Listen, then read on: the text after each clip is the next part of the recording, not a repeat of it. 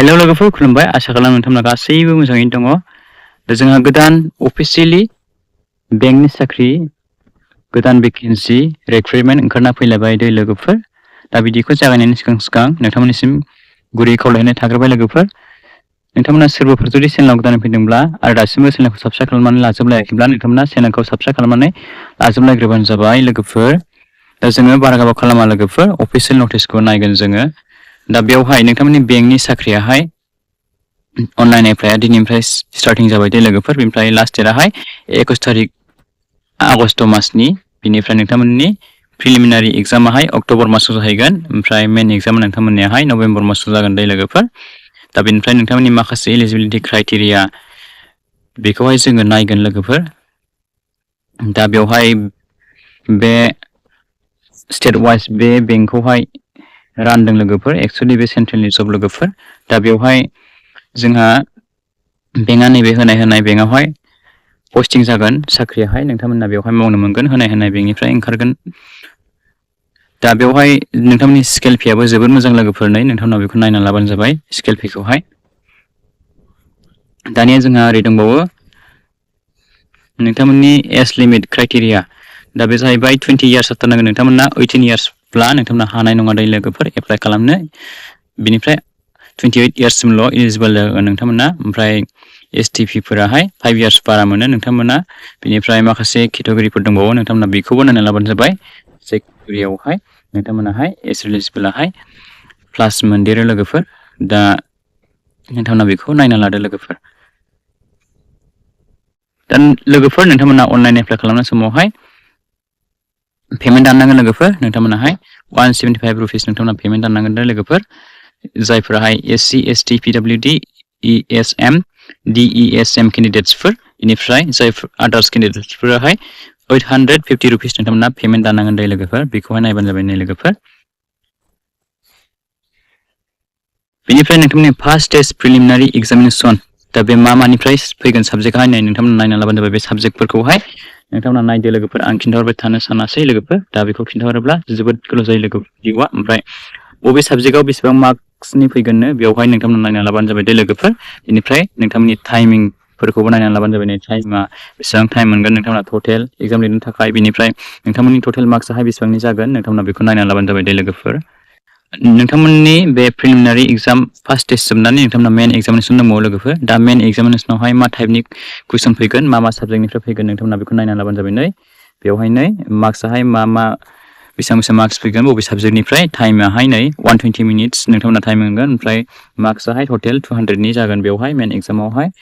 बेबायदि लोगोफोर दा नोंथांमोननि मिडियामा मानि जागोन जाहैबाय नै बेवहाय होखादों दा आसामनियाहाय इंलिश हिन्दी एसामिस बेवहाय नोंथांमोना थागोन जाहैबाय मिडियामाहाय ओमफ्राय बेवहाय बर' गैथ'आ दा उनाव फैयो ना मायो बेखौ जों बुंनो हाथ'ला लोगोफोर जास्ट नोंथांमोना लकेल लेंगुवेजआहाय रोंनाय जाथारनांगोन आरोखि ना लोगोफोर स' दायो लोगोफोर बेवहाय बेंकनि केटेगरिफोरखौहाय रानदों लोगोफोर बबे बेंकआव बेसेबां भेकेन्सिफोर दं दा बेवहाय बिथांमोनाहाय रानना होदों नै लोगोफोर दा नोंथांमोना नायना लाबानो जाबाय नै टटेल बेवहाय मा बेंकआवहाय बेसेबां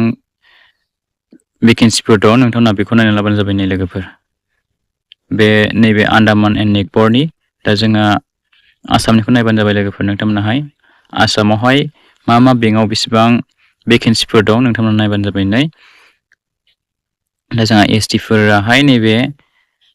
सेन्ट्रेल बेंक अफ इन्डियायावनो बांसिन दै लोगोफोर भेकेन्सिहाय 12 जन दङ टटेल आसामावहाय बेसेबां 204 जन बेवहाय भेकेन्सि दं दै लोगोफोर आसाम स्टेटआव दा अल स्टेट बेवहाय 10,000निबो प्लास बेवहाय भेकेन्सि दङ गासै टटेल दानिया लोगोफोर नोंथांमोननि प्रिलिमिनारि एग्जामिनेसन सेन्टाराहाय मायावहाय गोलैगोन जाहैबाय नै फार्स्ट टेस्ट बे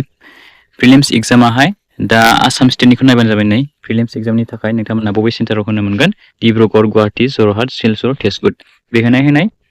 मोनसे मोनथाम मोनबा सेन्टारावहाय नोंथांमोननि एग्जामाहाय जागोन दै लोगोफोर प्रिलिम्स एग्जामाहाय दा बेवहाय जोंहा मेन एग्जामालाय माहाय जागोन आसाम स्टेटनिखौ नायदों नोंथांमोना मेन एग्जामा मा सेन्टाराव जागोननो डिब्रुगड़ गुवाहाटी जरहाट सिलचर बे मोनब्रै सेन्टारावहाय मेन एग्जामा जागोन दै लोगोफोर जेब्ला नोंथांमोना प्रिलिम एग्जामावहाय मोजां कार्डआव लानानै मेरिट लिस्टआव थाङो अब्ला नोंथांमोना मेन एग्जाम होनो मोनगोन आरो मेन एग्जामाहाय डिब्रुगड़ गुवाहाटी जरहाट सिलचर बे मोनब्रै सेन्टाराव नोंथांमोना हैनो मोनगोन लोगोफोर दा नैबाव होबावदों लोगोफोर नै लकेल लेंगुवेज नोंथांमोना स्पेसियेल लकेल लेंगुवेज नोंथांमोना एप्लिकेबल स्टेट वाइज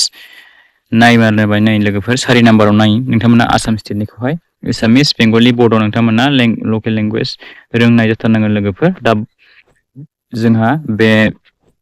लकेल लेंगुवेजखौहाय नोंथांमोना रोंनाया जाखानांगोन लोगोफोर बेवहाय थागोन होननानै बिथांमोनाहाय बेवहाय नै लिरना होखादों लोगोफोर एसामिस बेंगलि बड' बेबायदि आसाम स्टेटनिखौहाय लोगोफोर बिनिफ्राय लोगोफोर नोंथांमोननि इडुकेसनेल क्वालिफिकेसनाहाय एनि स्ट्रिम नोंथांमोना ग्रेजुवेट डिग्री पास जाबानो जागोन दै लोगोफोर नोंथांमोना इलिजिबल जागोन एनि स्ट्रिम आर्ट्सआनो जा कमार्सआनो जा नोंथांमोना साइन्सआनो जा डिग्री पास जाब्लानो नोंथांमोना इलिजिबल जागोन लोगोफोर एप्लाइ खालामनो थाखाय बेनिफ्राय लोगोफोर नोंथांमोना मोनसे बाथ्राखौ गोसोआव लाखिबानो जाबाय नै प्रिलिमिनारि एग्जाम आरो मेन एग्जाम बे मोननै एग्जामावबो नोंथांमोननियाहाय 0.25 नोंथांमोना नेगेटिभ मार्किं दं लोगोफोर माने नोंथांमोना मोनसे हायाब्ला नोंथांमोना 0.25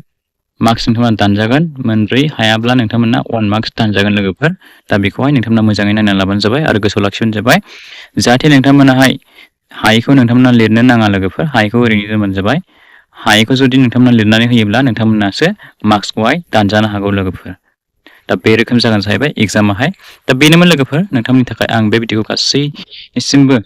लेटेस्ट साननानै नोंथांमोननो लाबोनाय जाबाय लोगोफोर दा नोंथांमोना जायफोराहाय एलिजिबिलिटि क्राइटेरिया गोरोबनाय आरो जायफोरा जब्सआवहाय इन्टारेस्टेड नोंथांमोना एप्लाइ खालामनानै लायदो लोगोफोर दा जोंहा ग्रेजुवेट एनि स्ट्रिम डिग्री पास जाबानो एप्लाइ खालामनो हाखायो लोगोफोर नोंथांमोना एप्लाइ खालामनानै लाबानो जाबाय लोगोफोर जायफोरा इन्टारेस्टेड दा बेनोमोन लोगोफोर बिदिब्ला लोगोफोर नोंथांमोना बे भिडिअखौ गासै लोगोफोरनो शेयार खालामलायदो जाहाथे बयबो मिन्थियो आरो बेजों लोगोसे नोंथांमोना चेनेलखौबो साबस्क्राइब खालामनानै गालांबानो जाबाय लोगोफोर स' नेक्स्ट भिडिअआव गोदान भिडिअजों लोगोसे फिन खेबसेबाव लोगो मोनगोन thank you for watching see you again bye bye and take care love you all